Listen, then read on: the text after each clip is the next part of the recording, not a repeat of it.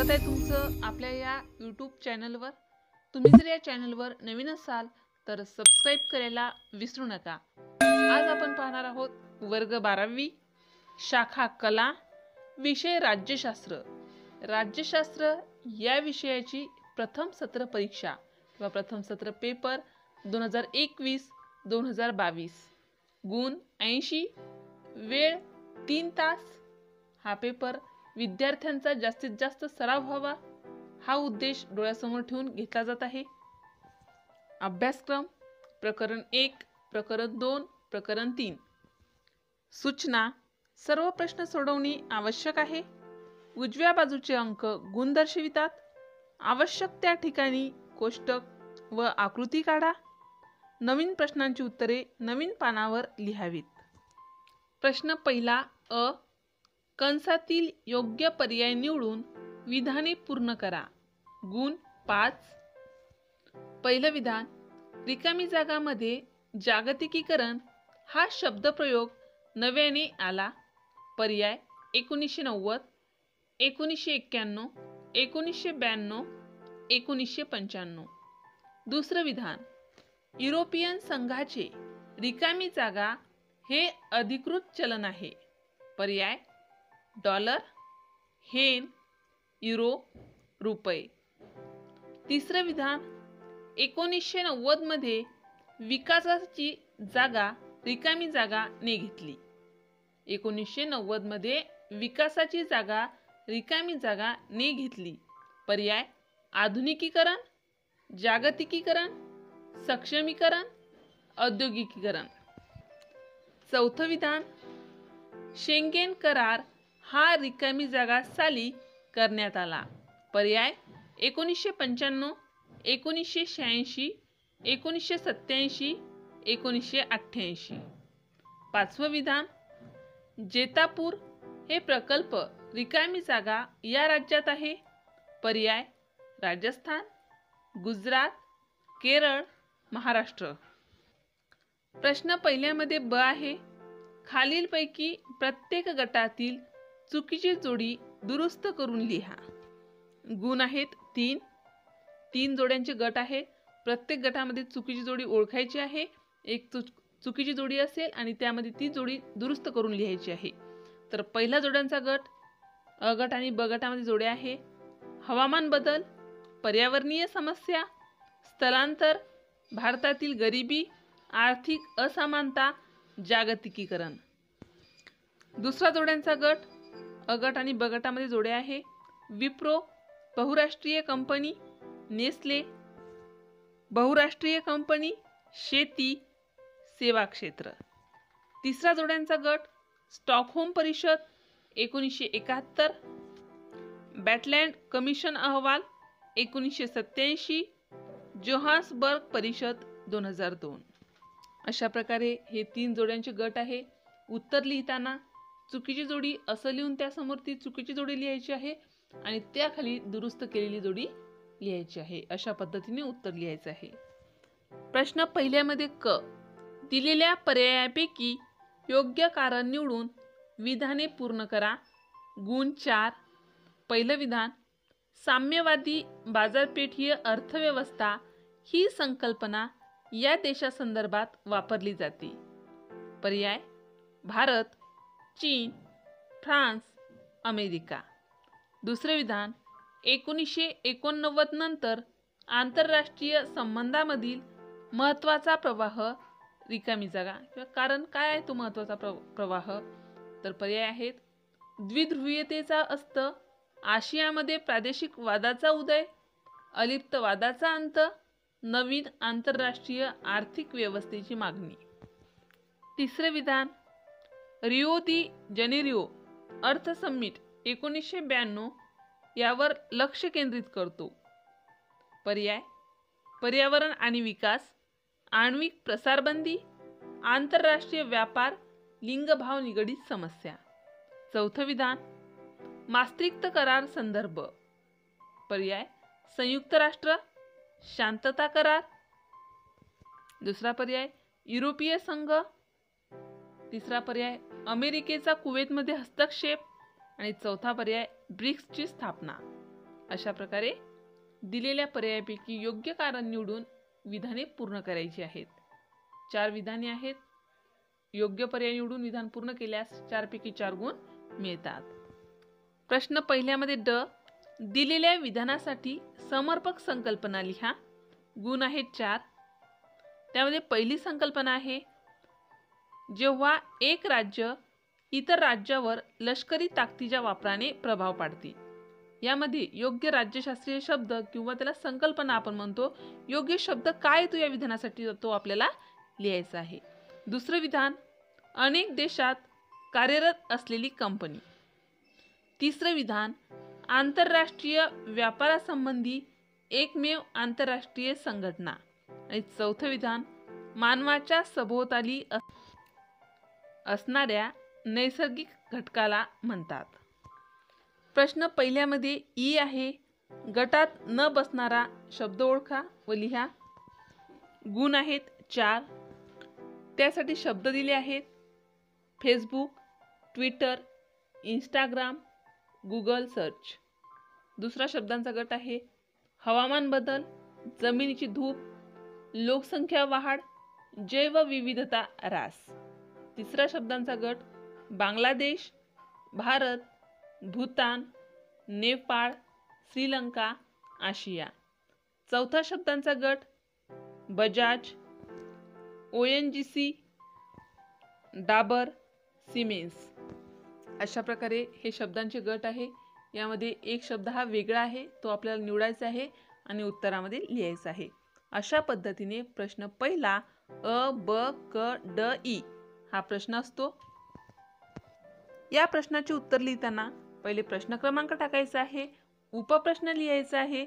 उपप्रश्न जसे की अ, ब, क, ड, ई आणि त्यानंतर रिकाम्या जागा असेल, जोड्या लावा असेल तो प्रश्न लिहायचा आणि उत्तराला व्यवस्थित अंडरलाईन करायची. फक्त प्रश्न आणि उपप्रश्न टाकून उत्तर लिहायचं असं नाही. रिकामी जागा असेल, एखाद्या रिकाम्या जागेचं उत्तर आहे उदाहरणार्थ फ्रान्स, तर फक्त फ्रान्स लिहायचं नाही, तर ती रिकामी जागा लिहायची आहे आणि त्याचं उत्तर लिहायचं आहे. अशा पद्धतीने आपण उत्तर लिहिलं तरच याचे मार्क मिळतात. आता प्रश्न दुसरा अ, संकल्पना चित्र पूर्ण करा. गुण आहेत 4. त्यासाठी पहिली संकल्पना दिली आहे, सॉफ्ट पॉवर उदाहरणे. सॉफ्ट पॉवरची उदाहरणे लिहायची आहे. दुसरी संकल्पना आहे, पर्यावरणीय प्रमुख समस्या. पर्यावरणीय प्रमुख 4 समस्या लिहायच्या आहे. प्रश्न दुसऱ्यामध्ये ब, खाली दिलेल्या नकाशाचे निरीक्षण करून पुढील प्रश्नांची उत्तरे लिहा. या ठिकाणी मी तुम्हाला नकाशा दाखवत आहे.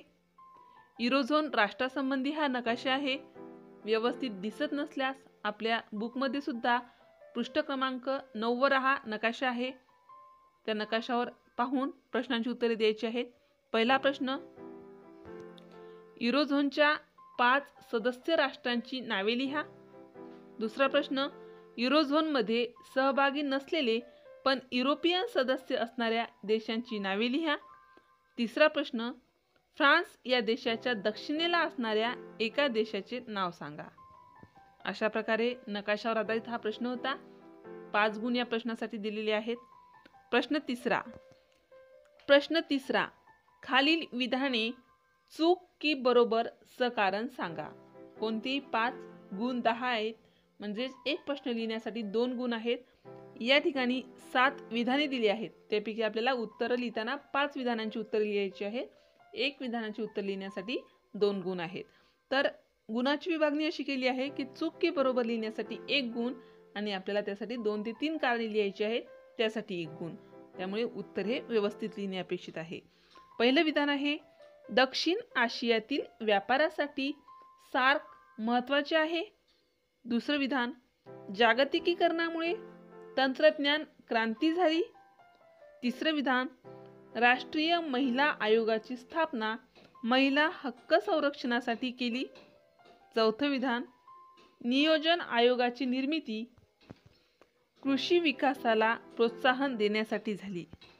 5वं विधान, मास्त्रिक्ट करार युरोपच्या संरक्षणासाठी करण्यात आला. 6वं विधान, जागतिकीकरणाने बाजारपेठीय अर्थव्यवस्था ही संकल्पना जाणली. आणि 7वं विधान, सक्षमीकरणामुळे दुर्बल घटकांचा विकास होतो. प्रश्न चौथा, खालील विधाने सहसंबंध स्पष्ट करा. खाली काही विधाने दिली आहेत, त्यामध्ये काय सहसंबंध आहे तो आपल्याला स्पष्ट करायचा आहे. कोणतेही 3 गुण आहेत 9. 5 प्रश्न दिले आहेत, त्यापैकी 3 लिहायचे आहेत आणि एक प्रश्न लिहिण्यासाठी 3 गुण आहेत. व्यवस्थित लिहिल्यास आपल्याला 3 पैकी 3 गुण 2.5 गुण मिळतात. तर पहिला प्रश्न गरिबी आणि विकास. दुसरा प्रश्न जागतिकीकरण आणि संस्कृती. तिसरा प्रश्न बहुध्रुवीय आणि प्रादेशिकतावाद. चौथा प्रश्न गॅट आणि जागतिक व्यापार संघटना. पाचवा प्रश्न महिला सक्षमीकरण आणि शाश्वत विकास. अशा प्रकारे प्रश्न चौथा होता. प्रश्न पाचवा, खालील विषयावर तुमचे मत 20 ते 30 शब्दात लिहा. कोणतेही 3. एकूण 5 प्रश्न दिले आहेत, त्यापैकी 3 लिहायचे आहेत. गुण आहेत 12, म्हणजे एक प्रश्न लिहिण्यासाठी 4 गुण आहेत. पहिला प्रश्न सहभागी राज्य समाजासाठी हितकारक आहे. दुसरा प्रश्न जागतिकीकरणामुळे बँकिंग क्षेत्रामध्ये झालेले बदल थोडक्यात विशद करा. तिसरा प्रश्न पर्यावरण संरक्षण ही काळाची गरज आहे. चौथा प्रश्न मानवतावादी हस्तक्षेप. पाचवा प्रश्न आंतरराष्ट्रीय राजकारणातील प्रादेशिकतावाद.